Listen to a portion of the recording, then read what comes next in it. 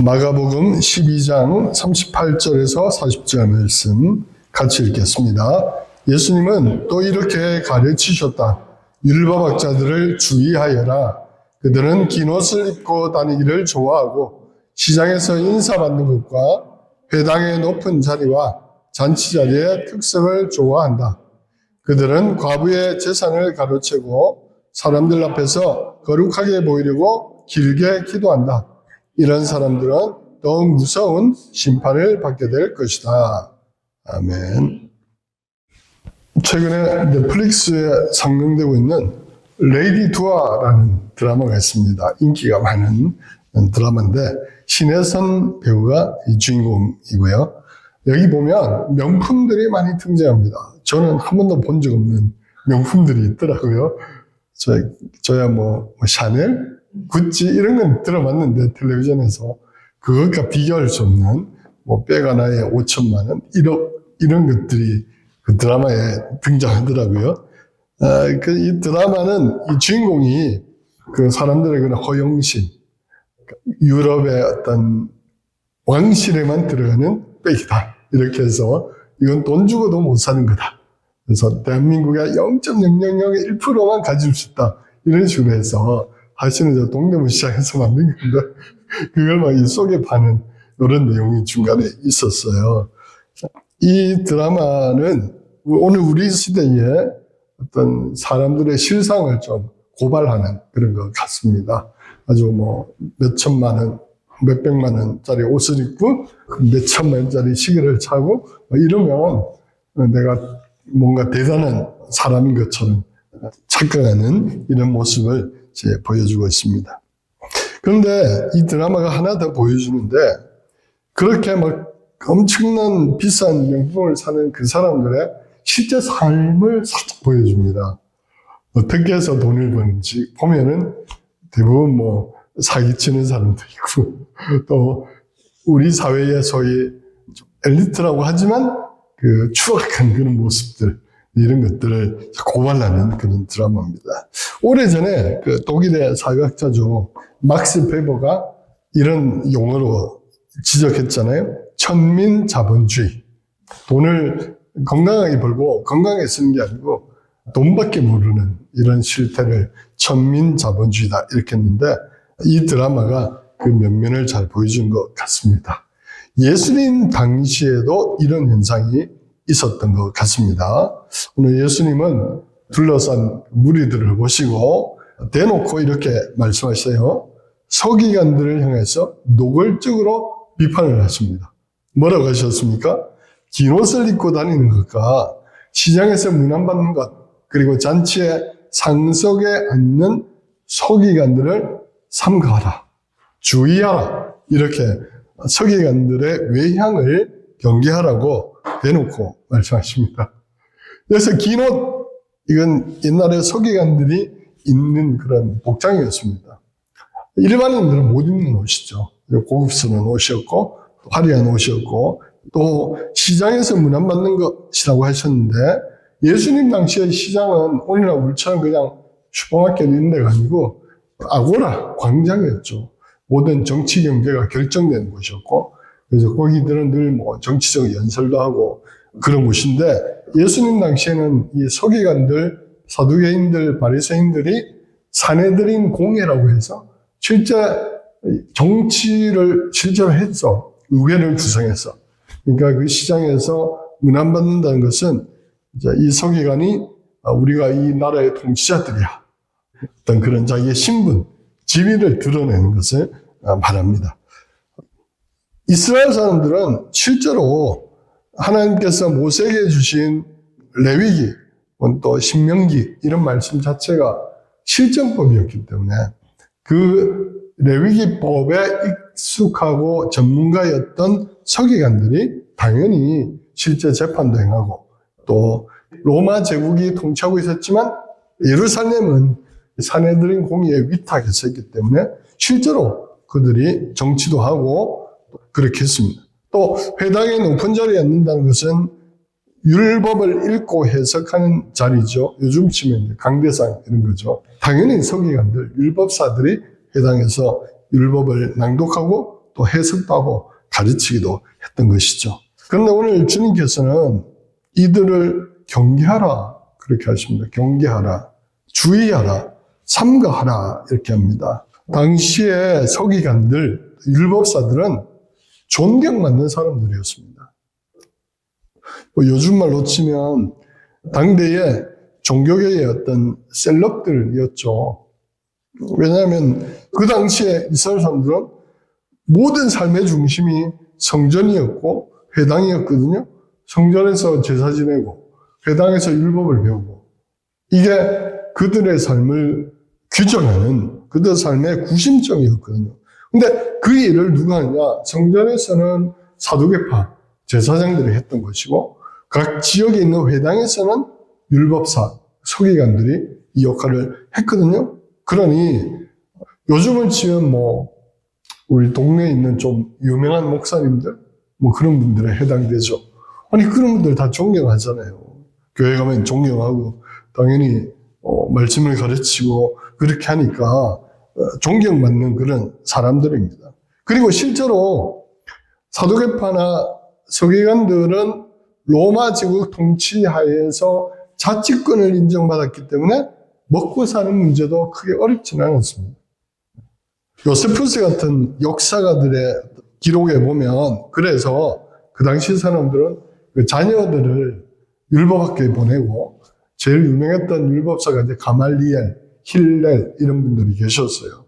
그래서 그들에게 율법을 배우게 하고 또 율법을 배우고 이수하면 율법사가 되니까 그럼 또 삶도 윤택해지고 존경받는 이런 거니까 교육시키기 위해서 보내기도 하고 또 그리스식 학교인 김나지움 근데 보내가지고 로마의 관료가 되게 하려고 하고 당연히 그렇게 했습니다.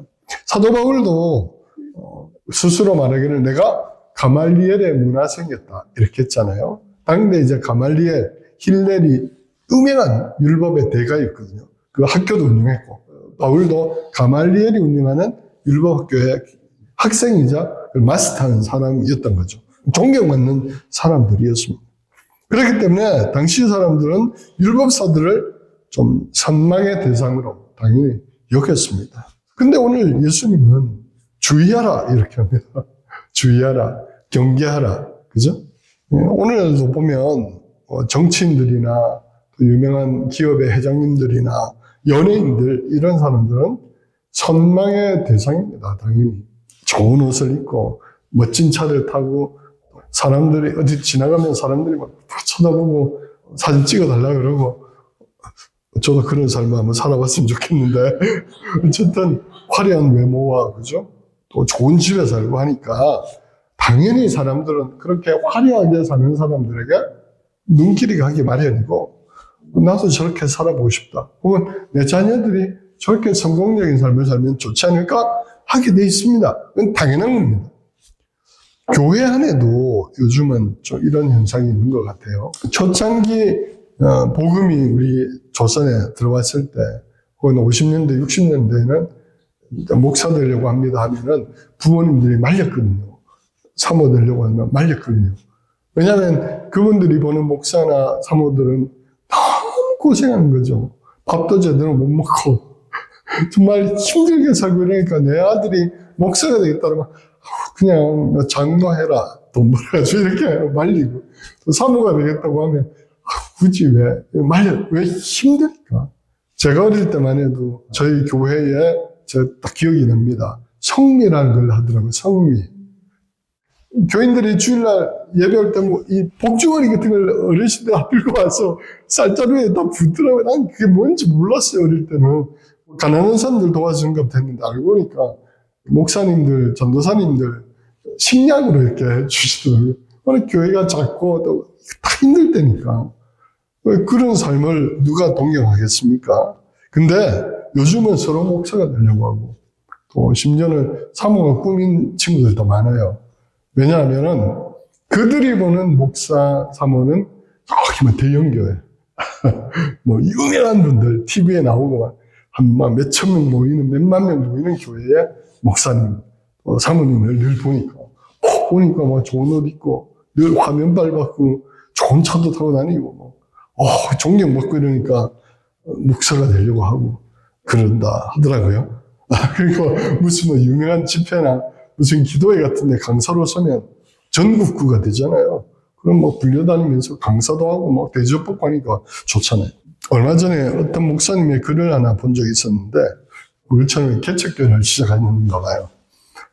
그 내용이 뭐냐면은 장모님의 전화를 받았습니다. 이런 내용이었는데, 그 목사님이 개척교회를 시작했는데, 하루는 장모님이 전화가 오셔가지고, 예를 들면 저는 김서방, 김 목사, 나는 개척교회 하라고 내 딸을 주지 않았네. 자네가 큰 교회 목사 되길 내가 기도했지. 제가 할 게 개척교회 하라고 내가 딸 준 줄 아는가. 뭐 이런 전화했다는 거예요. 그 목사가 그 전화. 너무 막 가슴이 무너져가지고. 그래, 제 이야기 아닙니다. 제 이야기가 정가지. 그래. 우리 자본은 그런 분이 아니십니다. 진짜. 근데 이제 그분이, 그 권사님이 꿈꿨던 거는 자기 사위가 큰 교회, 좀 목사님 되어서 자기가 다니는 교회, 그 목사님 보니까 좋잖아요. 막 대형 교회. 그러니까. 그런 걸 아마 했던 것 같습니다. 제자들도 성전 건물의 화려함을 감탄했잖아요. 그래서 예수님 보십시오. 이 건물이 대단하지 않습니까? 했어요. 제자들뿐만 아니고 그 당시 사람들도 제사장들, 서기관들의 입는 화려한 옷차림, 또 그들이 하는 어떤 사람들에게 존경받는 일, 그죠? 그런 외형적인 것에 사람들이 혹할 수가 있고, 또 그것들을 동경하고 그렇게 된다는 것이죠. 하지만 예수님은 경계하라. 그러면서 뭐라고 하셨습니까? 그들은 외적으로는 뭐 화려하고 뭔가 경건하고 이런 것 같지만 예수님은 그들의 실상을 대놓고 지금 고발을 하고 계십니다. 뭐라고 고발합니까? 그들은 실제로는 과부의 재산을 삼키는 자들입니다. 그리고 외식으로, 가짜로 경건하게 보이려고 억지로 길게 기도하는 자들이다. 이렇게 노골적으로 예수님이 비판을 하셨어요. 과부의 재산을 삼켰다. 좀 전에 말씀드렸듯이 당시에는 모세의 법, 즉 토라가 실정법이었거든요. 그러니 서기관들이 그 법을 해석하는 사람들이잖아요. 그리고 적용하는 사람들이잖아요. 모세 법, 레위기 법에 의하면 재산은 장자 상속제로 되어 있거든요. 아들이 물려받아요. 땅을. 이스라엘 법에는, 레위기 법에는. 그래서 지지난번에 사도계파가 와가지고 첫째 아들이 죽어서 둘째 아들이 형수랑 어쩌고저쩌고. 그게 결국 누가 땅을 상속받느냐 하는데 남자가 받아야 되는 거니까. 근데 예수님 당시에는 전쟁이 많았거든요. 전쟁이. 그리고 예수님 당시에 열심당이나 이런 사람들이 반란도 여러 번 일으켰거든요.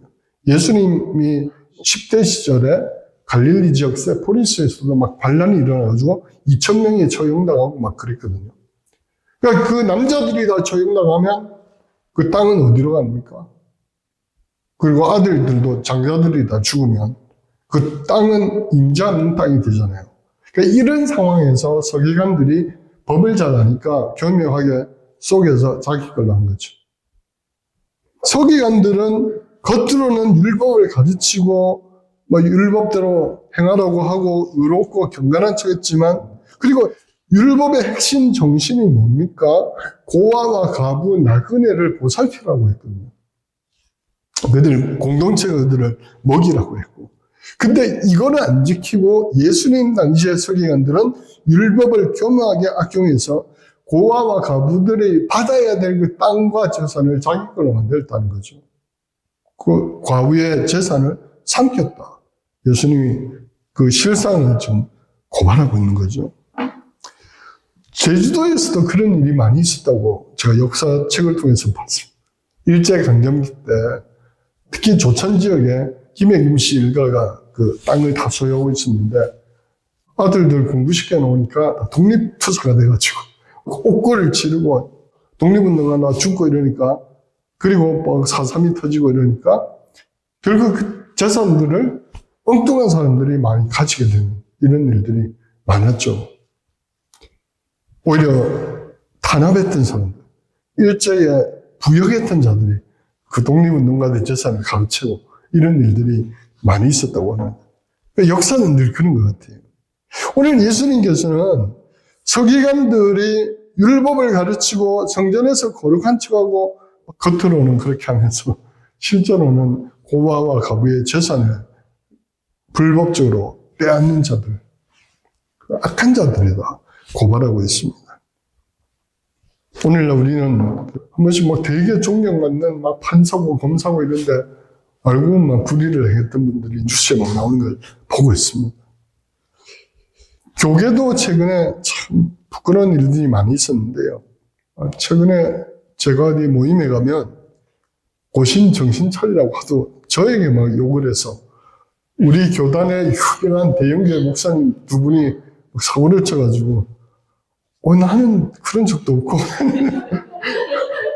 난 고신 교단이라는 이유만으로 고신 똑바로 해라고. 어쩌라고요. 제가 그런 것도 아닌데. 한 분은 막 극우에 막 이렇게 하고 또 한 분은 욕설 파문 때문에 지금 막 교회가 난리가 났습니다. 서기관들은 자신들의 그런 것을 감추려고 오히려 성전이나 거리에서 사람들 보이는 곳에서 길게 기도하고 경건한 척 했다고 예수님께서 실태를 고발하고 있습니다. 예전에 어떤 영화가 하나 있었는데 아마 제목이 카트일까요? 마트에 그런 카트 있잖아요. 어떤 유명한 대형 마트에서 일하는 근로자들 이야기였어요. 염정아인가 이런 분들이 주연한. 그게 이제 유명한 어떤 기업에 실제로 있었던 사건을 영화로 다룬 건데 계역직 이런 분들의 임금을 제대로 안 주고 막 이래가지고 좀 난리가 났었던 사건을 영화화했다 하더라고요. 그 기업의 회장님은 독실한 기독교인이었거든요. 유명한 교회에 막 강의하러 다니고 막 굉장히 유명한 분이었거든요. 이름만 들으면 알 수 있는. 그리고 그분은 그 본인이 나가는 교회에 막대한 11조를 바치시는 몇십억에 몇백억에 11조를 내시는. 근데 그들 임금은 안 주고 그걸 11조 하고 그래서 유명해지고 존경받는 분 이렇게 했는데 예수님이 아마 경고하는 게 이런 게 아닐까. 예수님 동생이었던 야고보 사도가 나중에 이렇게 경고를 하시고 있거든요. 야고보서 5장 이하에 들으라 부한 자들아 너희에게 임할 고생으로 말미암아 울고 통곡하라. 너희 재물은 썩었고 너희 옷은 좀 먹었으며 너희 금과 은은 녹이 슬었으니 이 녹이 너희에게 증거가 되며 불같이 너희 살을 먹으리라. 너희가 말세에 재물을 쌓았도다. 보라 너희 밭에서 추수한 품꾼에게 주지 아니한 삭시 소리 지르고 그 추수한 자의 우는 소리가 만군의 주의 귀에 들렸느니라. 너희는 땅에서 사치하고 방종하여 살육의 날에 너희 마음을 살찌게 하였도다. 이렇게 경고하고 있습니다. 오해하시면 안 됩니다. 모든 부자가 잘못됐다 이게 아니고 추수한 인꾼에게 월급을 제대로 안 주고 자기가 착복하는 부자들에 대해서 야고보 사도가 경고하고 있잖아요. 재물은 썩었고 옷이 좀 먹고 금과 은이 얼마나 많으면 녹이 슬었다고 경고하고 있습니다. 근데 그 추수한 자의 우는 소리가 하나님의 귀에 들렸다.